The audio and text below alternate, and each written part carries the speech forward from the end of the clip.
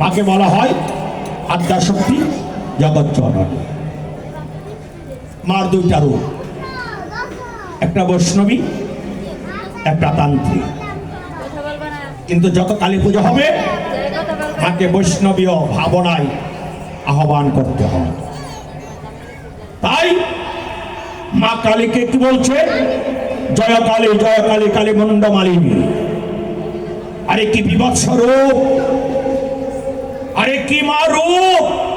তোমার গলায় নিয়েছো মাথা, মার সন্তানের হস্ত দ্বারা করেছ লজ্জা নিবারণ হাত দিয়ে।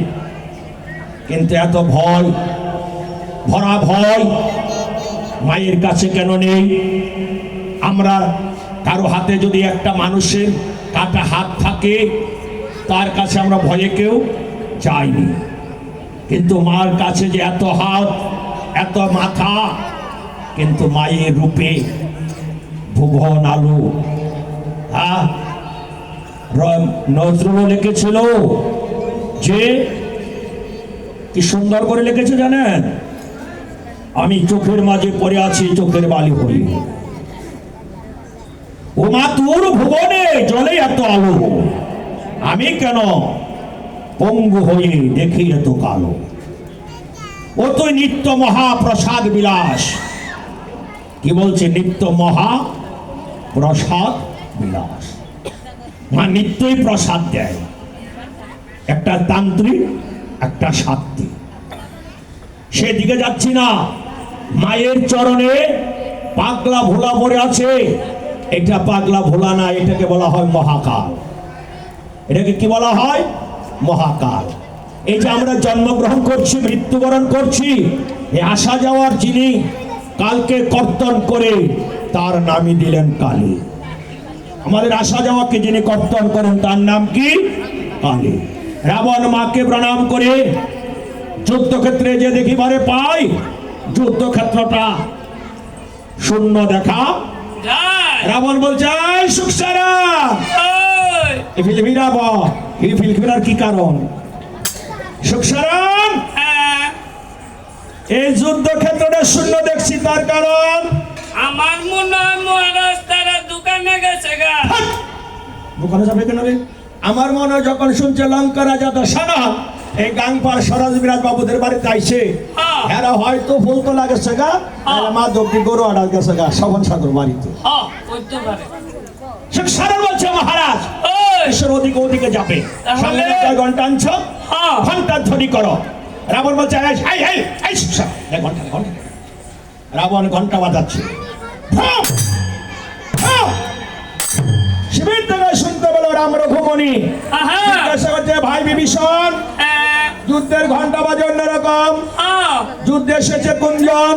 লঙ্কার রাজা দশানন। আপনি জানলেন কেমন করে?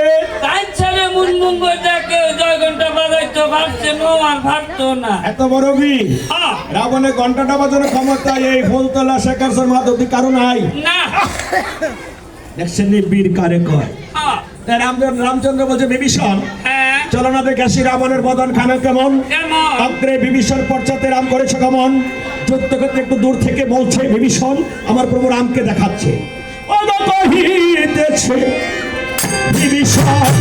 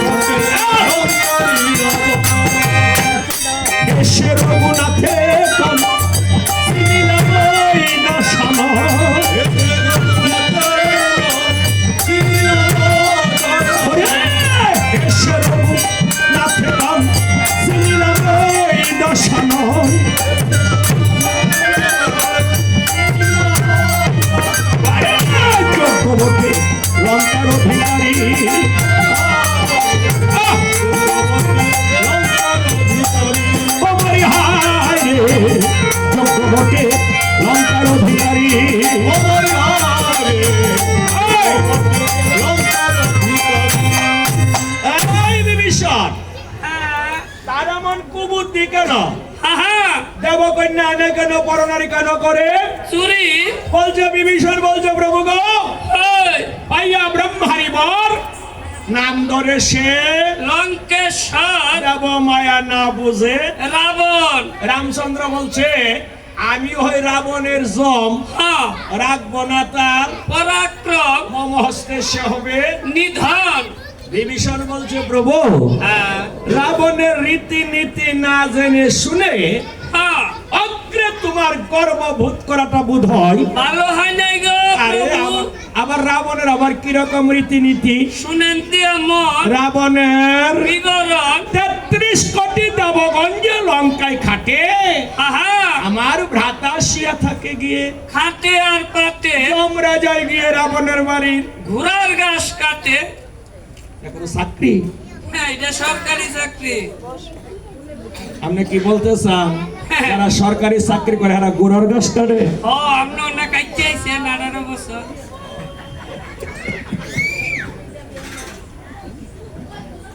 সরকারি ক্ষেতের অফিসে ফাইলটা গেলে টেহানা দেওয়া পর্যন্ত এটা আর এবার যায় না যায় না।